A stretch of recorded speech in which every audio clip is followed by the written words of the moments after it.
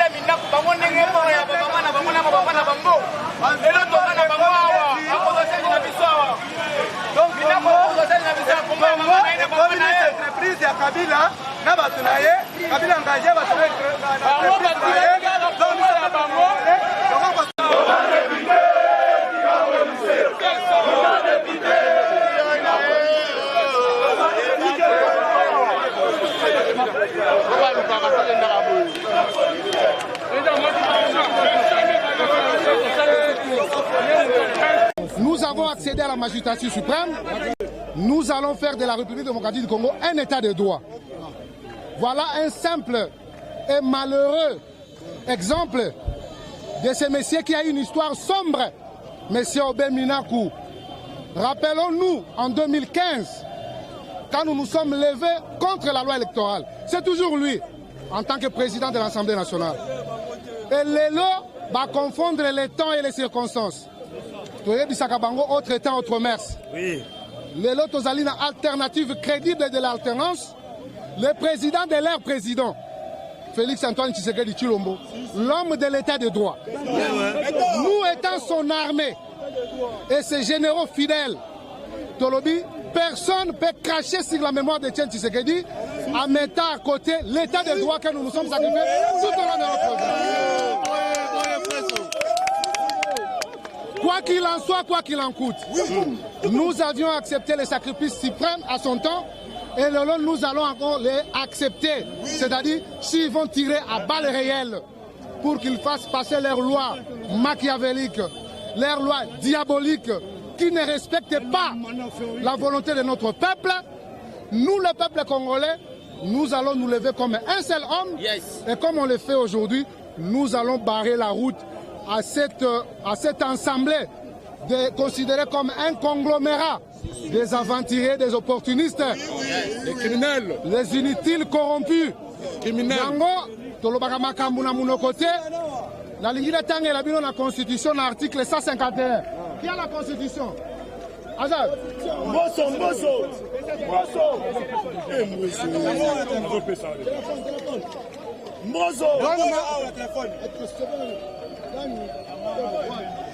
Mosso.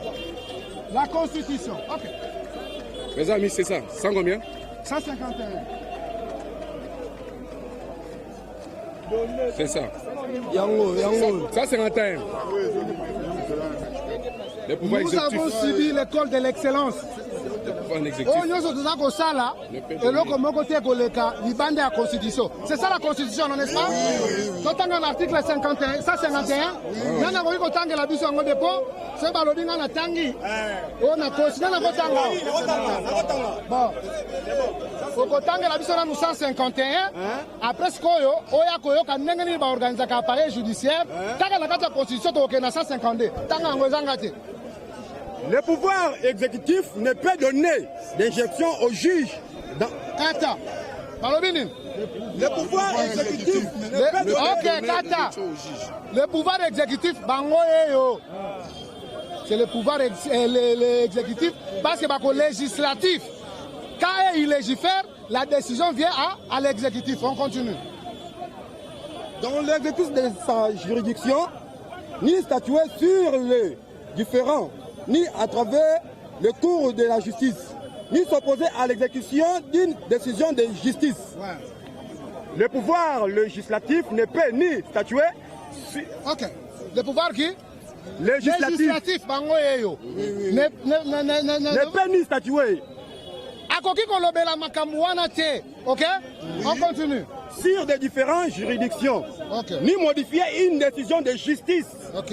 ni s'opposer à son exécution. Toute loi dont l'objectif est manifestement de fournir une solution à un procès en cours et nul effet. Congolais, viva! Viva! Donc un article 152. Le Conseil supérieur de la magistrature est l'organe de gestion du pouvoir judiciaire. Le Conseil supérieur de la magistrature est composé de président de la Cour constitutionnelle. Peuple congolais, viva! Peuple congolais, viva! Peuple congolais, viva!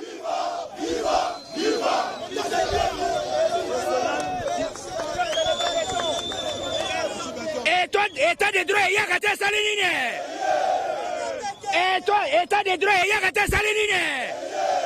Le col bateau balingi bamate la justice.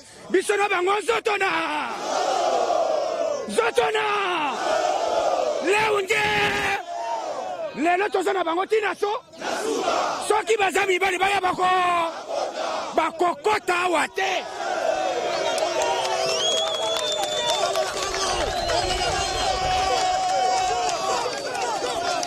Peuple congolais viva! Peuple congolais viva! Peuple congolais viva! Ok, c'est là. Boyoka! État des droits au lobby, justice d'abord! Justice d'abord! Justice d'abord! Le quoi la bango babandi kotumbu la biso? Oh, ezali population! Ezali kamuya IDPS, ezali kamuya lamuka te, ezali kamuya le peuple da. Ya le peuple da. Bakoyoka nini? La justice élève inina. Le quoi la bazoli ne kwetu fait justice. Biso siko tola kisabango ke état des droits bilok d'abord. Toluka ko kajabo ikala. Bakoyoka nini? Tozana bango atibutu. Donc UDP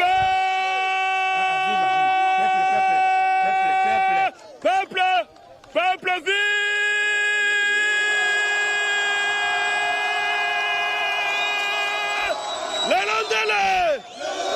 Les Rondelles! Fatibé! B! Bilia Bangobiko! Bilia Bangobiko! Et ça problème à IDPS, et ça problème à peuple congolais. Attendez! Ok. Toza la bango pendant une semaine. Parler du peuple est comme une place d'arrir le cola dans l'Égypte. Peuple vivant. Ah, peuple vivant.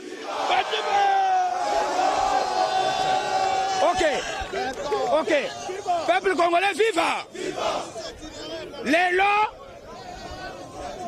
Oya tumboli fachi atumboli peuple quoi? Congolais. Oya tumboli justice atumboli peuple quoi? Congolais. Les lots prenez-vous en charge.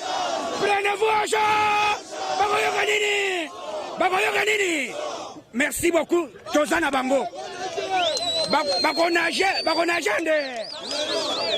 Oyo toye pour total tola qui sont un peuple congolais. Oyo ezala ki médiocrité ya bandeko na biso ka ba obe minako. Bomoni conséquence ya kosoma diplôme à université. Bomoni conséquence ya komema bazoba na kati ya parlement debout. Bomoni conséquence ya komema bazoba na kati ya assemblée. Obe minako atanga classe normalité. Oyo ebani ezaki asomba diplôme na ye. Oyo bapesa ye 92%. Peuple congolais ça peut voter. Asomba ki diplôme à 92%. Mais tala bisika diplôme oyo ya kosomba esika ememi biso. Tanga classe on avant normal. Awa ezali kamo ya mabele. Awa ezali kamo ya peuple. Peuple congolais viva. Comme patria avec le peuple. La vie ou la mort, la patrie ou la mort. To pesine na peuple congolais longonya. Kotala bandeko ebele boyeko ya ko soutenir biso. Ezali kamo ya mabele. To lobaki ke cette année est année de l'action. Bikou rouge nde bikou rouge nde. Merci beaucoup. Ngalangi na loba boy. Tibiso ino soto boy. Eli kamba idepesite, eli kamba parti marote. To yende na likamwa mboka. To défendre likamwa mboka, likamwa drapeau. Parler du peuple aux bango teze biso ba congolais. Ceux qui ba konta kango za biso no lingaka. Pe biso no boyi ba konta lelo tete ozana ba ka boye. Tina suka. Pensa lo ba ki to ken état de droit. To ken ngo tina suka. Nenga pensa lo ba ki to ke toujours na maloba na e.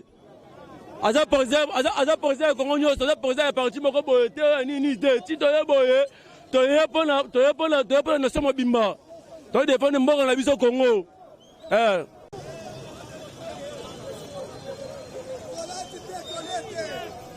Combien de députés? Hein? Banda mboko ye banda Mobutu. Peuple a souffrir kaka. Policiers va souffrir 70 000, 60 000.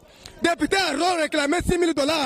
Bon, biso tozami umu ya batuana. Lelo tozosela. Soki mboke zake ya be minako.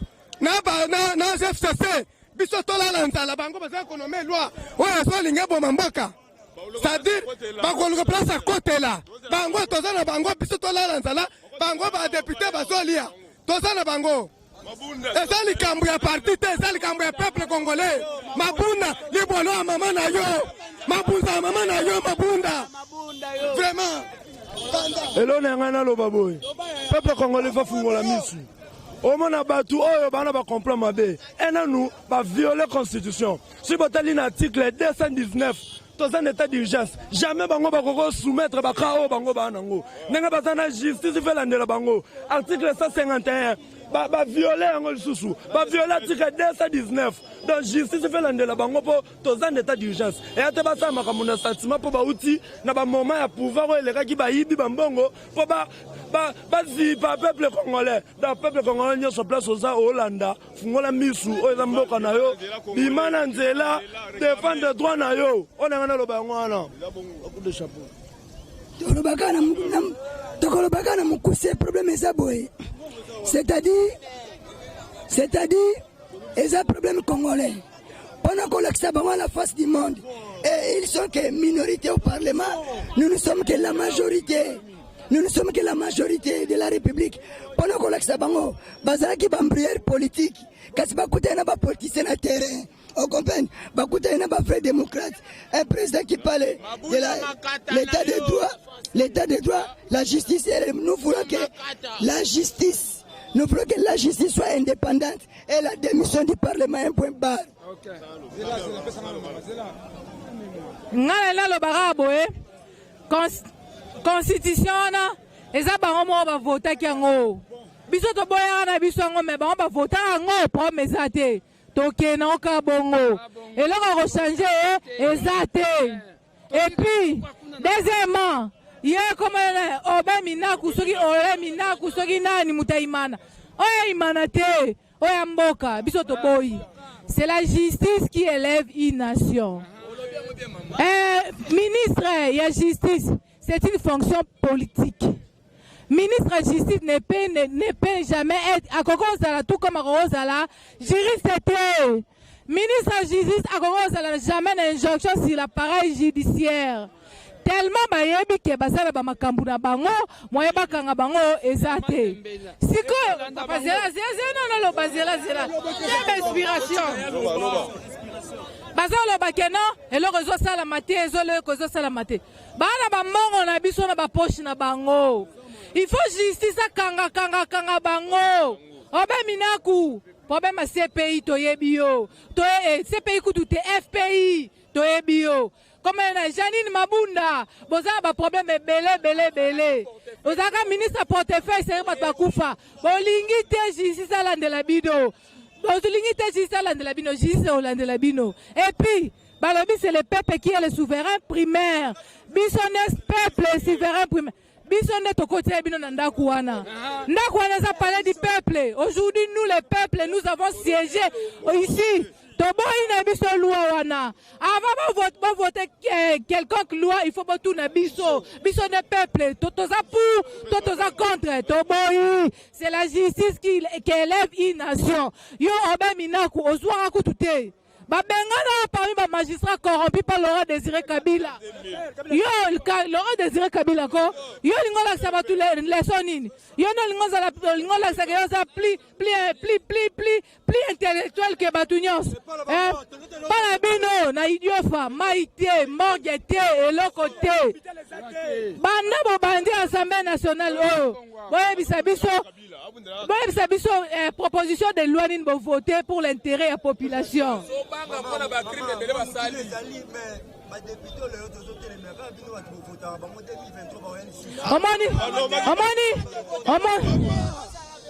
Omoni ba député on va voter qui bango ba bomba qui ba casquette na bango omoni obe minaku Mabunda tous les membres ils ont été nommés. Ils ont été nommés. Mabunda, Obe Minaku, Kimuta, Mutavota Bangazate, parce que va sanctionner des numéro 1 à Bango, Chadari, de Bete Kao, Boba député au voté Banden. Et là, Babanga, point. Botika justice c'est l'indépendante. Si on a un problème, donc coup d'amener 2023, 2023, coup constitutionnel, coup à siéger de sur tes bisous moto aussi dans la bango chaque jour. D'ailleurs, coup de confinement et ça les bisous bien. Toi, Nabino à chaque jour. Merci.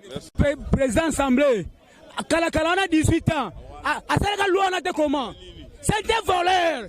Bango mboka o lokola notage toza ba umbula bango te to ba meme na bango te o bango basala ki esili siko nzambe akangoli Congo sosale demo bango baza bandoki ba miyibi ba terroriste bango na tata na bango o bango bakena ngakati lelo bisola bango ba yibi marche te bango bakufa te minako mwana nini nakufa bango biso ba parlement mwana bango nakufa biso to kufa ebele pona bango basala complicité ba bomba biso ba marche Doza la kanda na bango. Net basali bo toko continue na bango tisuka. Pour la policier c'était congolais. Aza souffrant. Presa kutaki bango banda ko ezate. Bana baba tangu mtakana basama papa. Aki mawa. Asuiva ndako atie, asuiva école batie. Bango batie kanini? Meti Janet, asoma ke baba basoda mbongo. Yesaka 18 ans pouvoir. Yana ye. Alors bakala konini? C'est un escroc, farceuse. Bango nyoso so ba terune. Batmazo ko détourner mboka o esa bango. Bataba miyibi. Lelo parler du peuple. Biso to fotaka bango te. Bango ba boyaka un pilote national et mbongo na élection. Pa ba sala makambo na bango oyo. Ba prepara ki yango. Yana bango asa sénateur. Aya ka chete pour nini? Aya mi makambo na ndeko na bango ba soi-disant président ba ke fuka mina kuna nzambe na bango aza sénateur aya na parlement ko chezeka te pour nini aya bi mabe na bango tango ekoki bakosuka mbongo na biso ezala ba poche na bango na bandaku na bango bakosongisa ngo awa na mabela bakoko na biso ndenge to comme ta oyo to telemi libela to kosila na bango. Merci.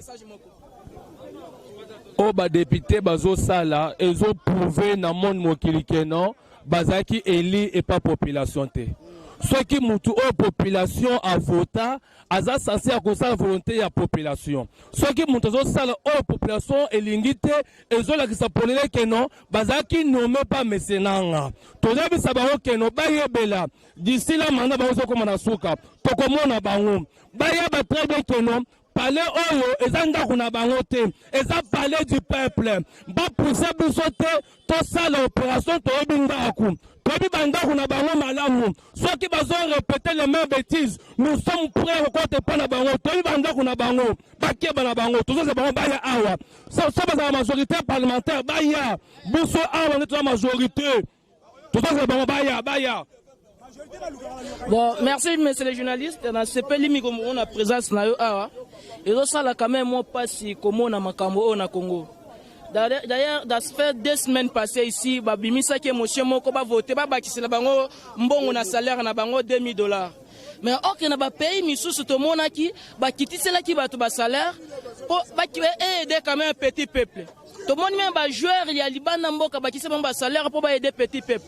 Et après un moment donné, tu sais comment on a lisusu, ba obimisa monsieur ko voter ba loi oyo pour ba bangi makambo ba sala ki passer nde ba moni les caméras à côté boloko ba e bangi si bango ke fachi ya kolashe bango nyoso ba kokangama yango ba komi ko banga ba luka moyo komi bomba ma ba position moko bo to lembi yango vraiment à partir ya lelo to lembi to linga lisusu te lelo ba tebele bazotuna o IDPS comme ye moko lisusu opposition non IDPS ya zate ko alingita se poser na eloko moko bote IDPS za indépendant o non na défendre na zo de IDPS azate ke moi parti moko bote IDPS za parti à peuple congolais mobimba pour les tandi mobimba et à pays donc ko banda lelo to linga lisusu ko tika par place mon côté ou be quoi mon côté à moibi to lembi déjà tala quand même de batu baza to cause à la beauté il faut quand même makambo changer merci.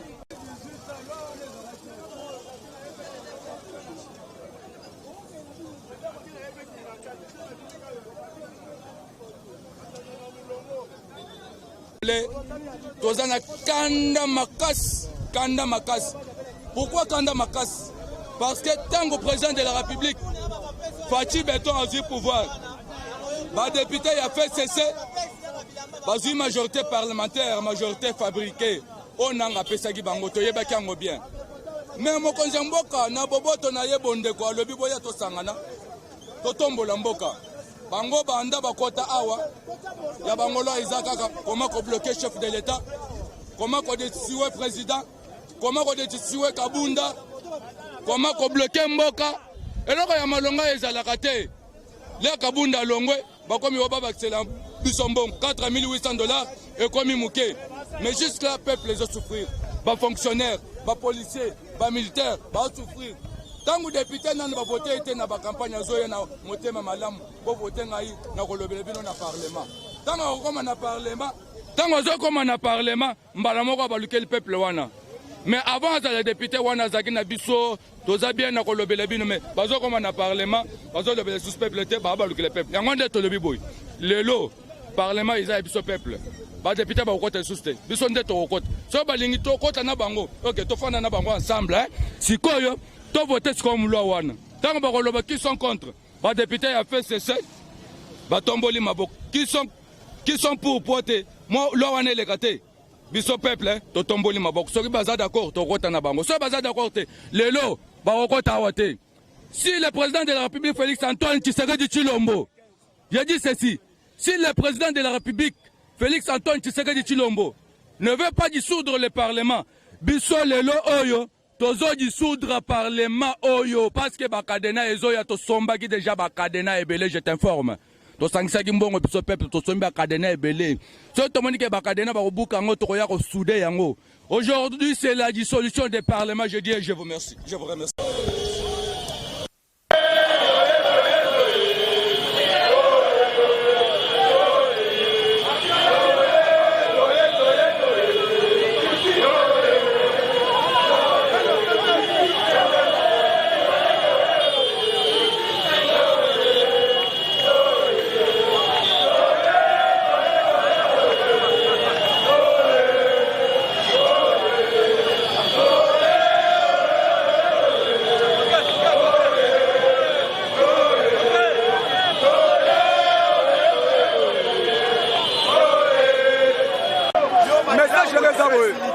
toloba na monde mobima soki bango baviyai ke basisi ya Félix pouvoir baje nyonso basalaki Félix apres une année akufa na moment juin intérim Kabila zonga baje basalaki suki lelo yango toloba lelo tozoloba yango baopposition fo basala mosala oyo bapesa so message mais IDPS oyo oyo kabundo balongoli lelo message apesa tel si peuple congolais mpona nini bakombattre kabulu mpo bayeke méthode na ye ekosimba te na bango ekosimba te na bango yo toyesi bango biso jeunesse ya IDPS nga force du progrès représentant du progrès na ngaba lemba ngam nasimbi charge ya ngaba mobima na lemba mobima toyesi bango tokotika bango tante tokotia bango soki tomoni ke tozwe awa baotia so bapolisiere toke koluka bango na bandako soki tozi yo te totali ndeko na yo totali yo totumi ndako totumi mama na yo po kongo echange toyesi bango ke lelo oyo tozali lelo soki biso toyede Félix te quel que soit baoccidentaux baye que soit bameke baye bafrançais baye baotika koyede Félix te etant que biso Kisekedi oyo alamusa biso banakala yango tozokombattre méthode na bango tokombattre méthode na bango ti na suka.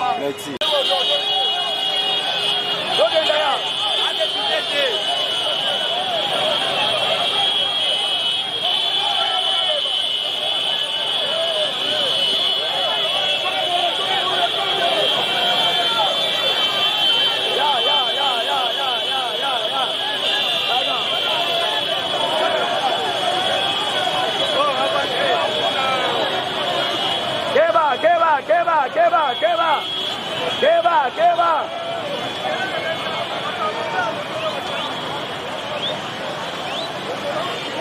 Tóquenle.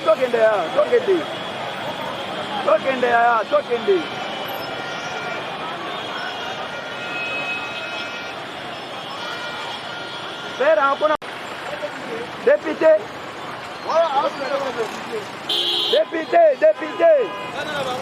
Ah.